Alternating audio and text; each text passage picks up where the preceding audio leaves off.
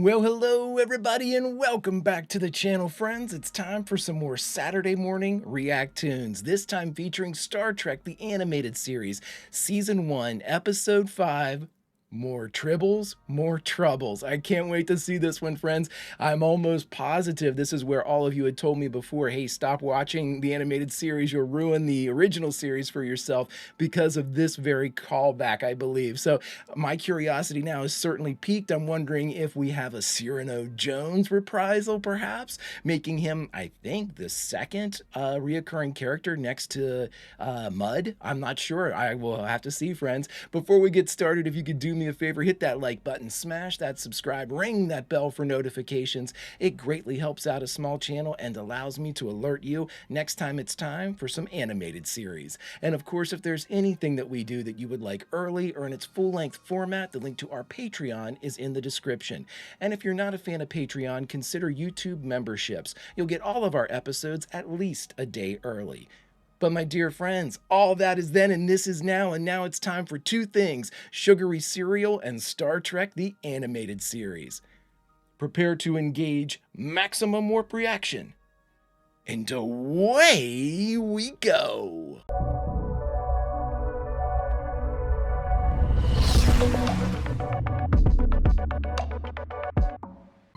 I sort of miss the cold opens, and I understand completely why they couldn't do it because it's an animated series. And one of my favorite things, Jim's telling us about the Final Frontier. One of my favorite things about watching cartoons back in the day was the start.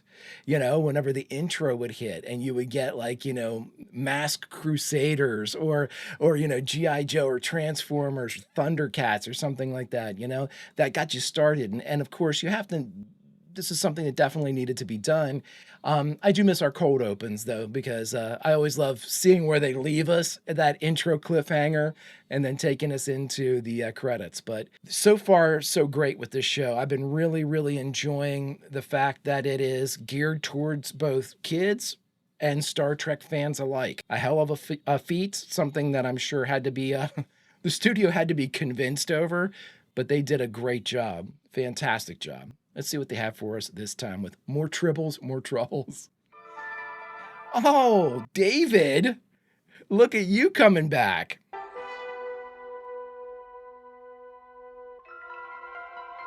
Now I'm wondering if this was like a planned original series episode with the original writer coming back. To escort 2 robot grain ships to Sherman's planet, which has been struck by crop failures and famine. This shipment of seed grain, Quinto triticale, is necessary to the survival of the colonists. Okay.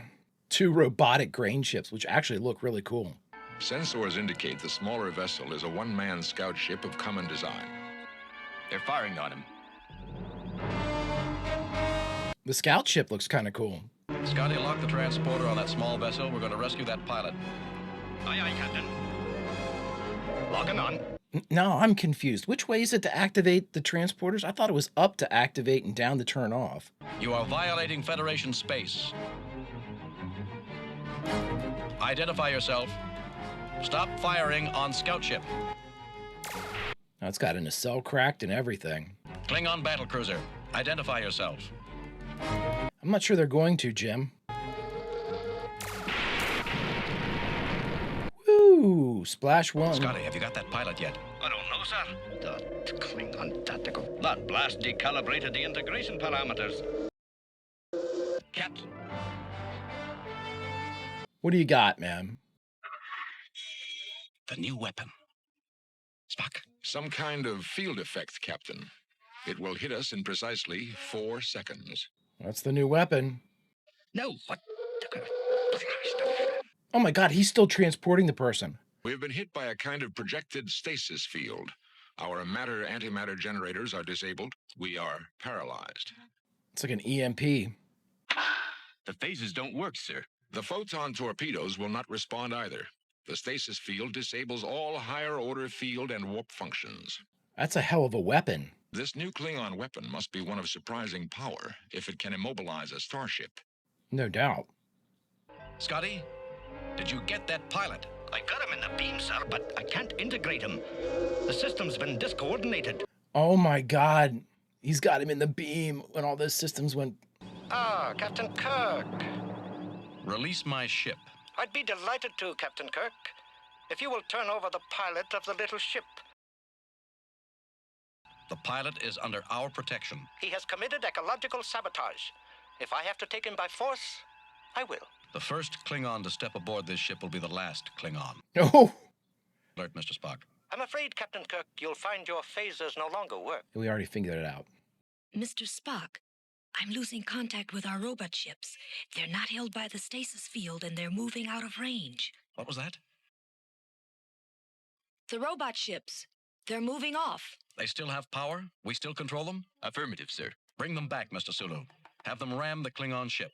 Captain, Dear God. They're going to shoot those ships down before they get close to them, though. You're going to give me one chance? It won't work, Captain Kirk. Okay. Bring the robot ships in from 2 different angles, Mr. Sulu. Hey, they're going to pick those up, man. Oh. Try to make them maintain that. incredible. The amount of energy that field must require. Yeah, but to see if they can hold it. They couldn't maintain the stasis field. Keep your phasers locked on target, Mr. Sulu. Hold your fire. That's a good move.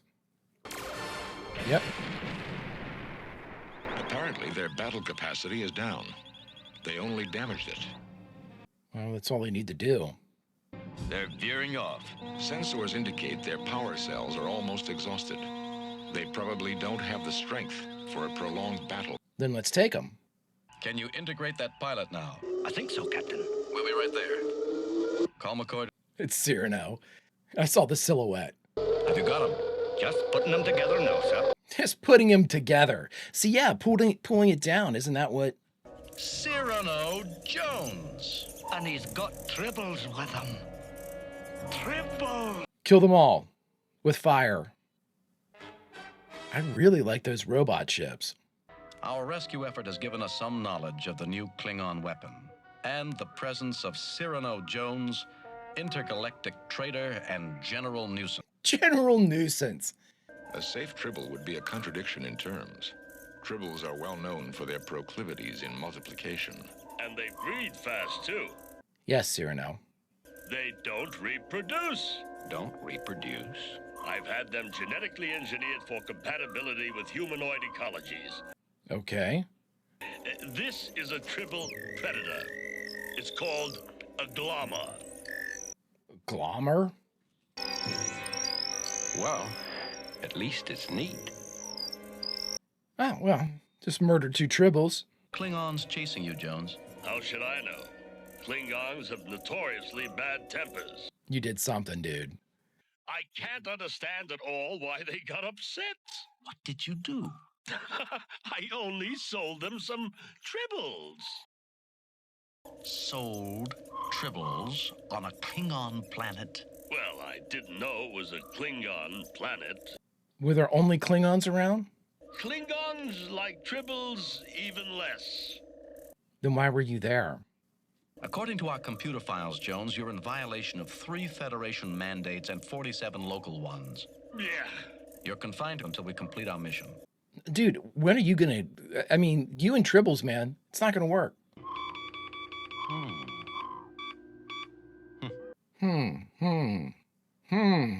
Cyrano Jones is right. These Tribbles don't reproduce. They just get fat. Okay. How fat? It immobilizes a starship and its weapons capability. But apparently, it also immobilizes the attacking ship's abilities at the same time. And if that's true, then it's a weapon that leaves them as helpless as it does us. Unless they have more ships. They will probably attack us again as soon as they are back up to power. And they will probably begin by destroying the other robot ship. Yeah. They want Cyrano Jones very badly. He really doesn't seem the saboteur type, Jim. He seems the idiot type. We filled the shuttlecraft hangars, all our extra holes, and we've even got containers of that wheat, that Quinto Triticale, in the corridors of the ship. I don't like it at all, sir. Okay. Well, I mean, we can't do much about it. But we've got Tribbles on the ship, Quinto Triticale in the corridors, Klingons in the quadrant. It can ruin your whole day, sir. No doubt. Okay, so my question is, how big do these things get? Because if they get big enough, it doesn't matter how many of them there are. How fat do these things get? Thank you, Jim. Use the robot ship as a decoy. Have it change course and move off. We'll use it again to give the Klingons trouble. They can't control more than one ship at a time with their stasis field. We assume, unless they've, like, upgraded something. I do love that shot. The Klingon seems to be veering off. Going for the robot ship. Just like Spock said. Shazam. My mistake, Captain. They were not veering off. They were attacking the grain ship. Like I said 2 minutes ago. Phaser's armed and ready, sir. They're going to hit you with the beam as soon as you get in range. Oh, no.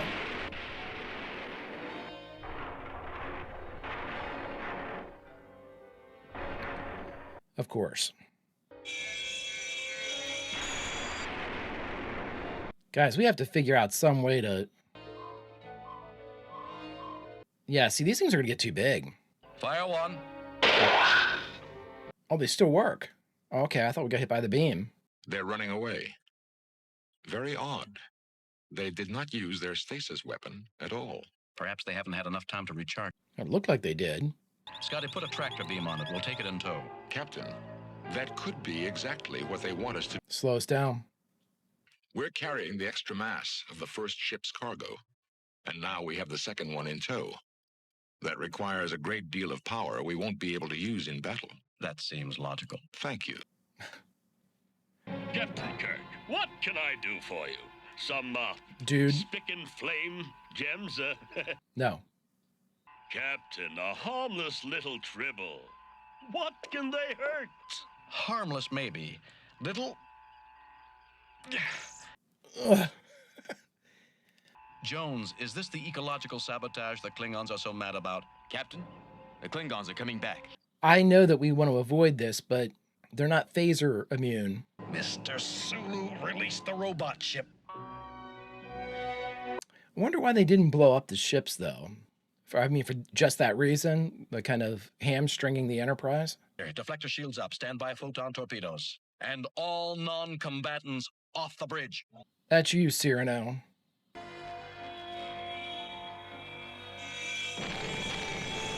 Huh. How long can they hold this, though? We're caught. That's done it. We're caught. We're dead. Ah, Captain Kirk, we'll take control of your ship now. You're going to have to. Much as it pains me, refuse your request. It is not a request. Don't force me to take steps that we will both regret. Close channel, Lieutenant. Yeah, I was going to say, enough of that. If you want to pursue legal matters between our two governments, then sure, but... Implement boarding plan C. Yes, sir.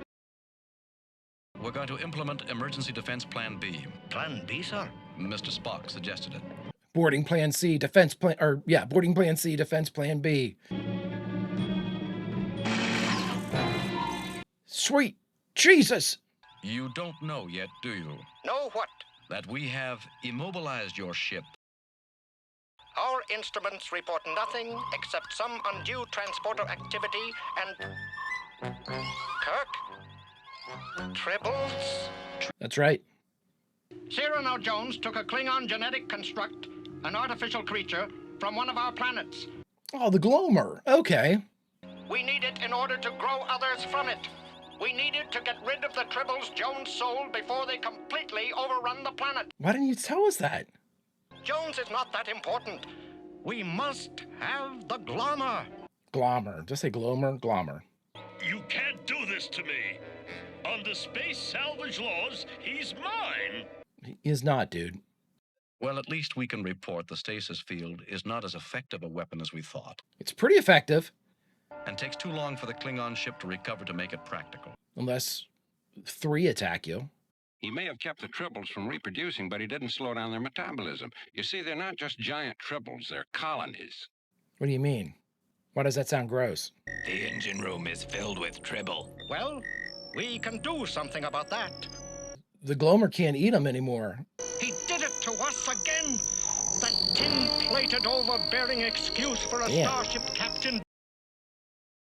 Blast that thing?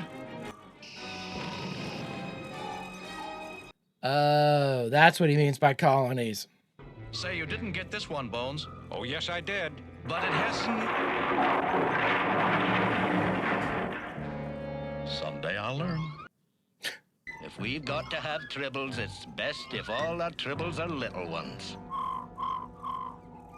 I'm going to kill everything on this ship, starting with you, Scotty. All right, everyone, we just finished the 5th episode of the first season of Star Trek the Animated Series, More Tribbles, More Troubles. And the only thing left to do is talk about it. All right, everyone, we just finished More Tribbles, More Troubles, the 5th episode of the first season of Star Trek the Animated Series.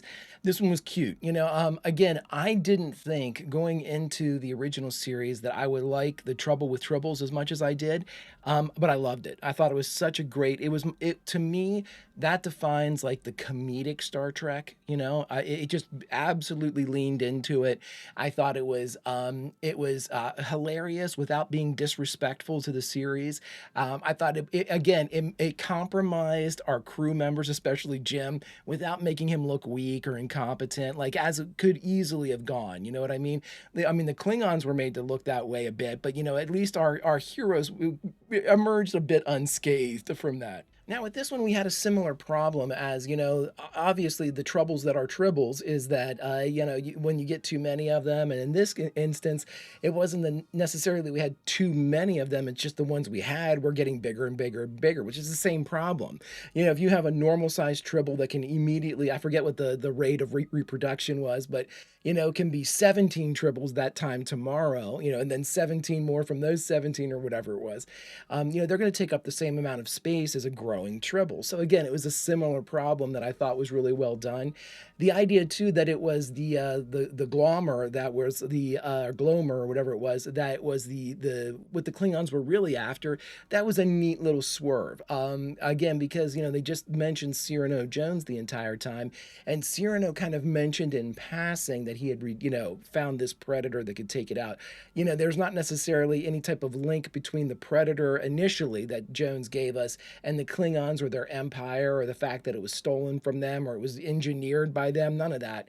So it was a really cool idea, and it makes sense why they would send out, one of their number one battleships for that was especially carrying the stasis field.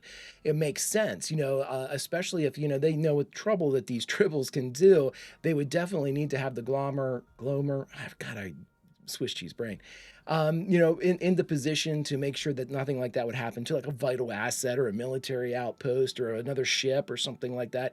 Having that in the fold is definitely a countermeasure against what is absolutely biological and ecological problem. I guess you could say both, right? Because they could take over a planet, they could take over as cute as Tribbles are, they are horrific, and so again, I think it's hilarious that they're presented in this very cute way with these very dire circumstances attached to them. All in all, too, it's an interesting thing. They don't shy away from like plot points in the animated series. They could have easily just had, the Enterprise stumble upon, Cyrano Jones being attacked. But instead, they kind of folded in some of the earlier elements of Trouble with Tribbles. We have 2 robotic ships, which I thought the design of them was very interesting, very cool. Cargo ships basically with like nacelles on them. I thought that was really, really neat. And in addition to that, you're able to fold those things in and present it with a more complicated, but not like too complicated backstop and plot for everything that does, give a nice courtesy flashback to the original episode.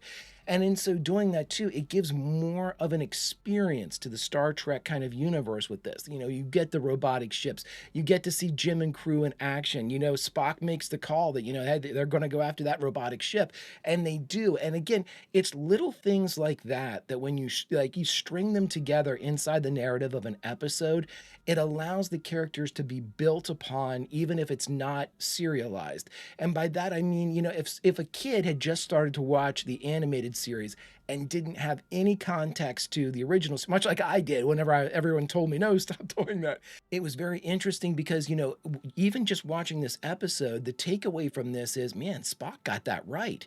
Oh my gosh, Tribbles can be a big problem. The Klingons were pretty powerful with that weapon. They almost took the Enterprise out. There's see how long Cyrano Jones was being transported? I mean, he was in the buffer forever.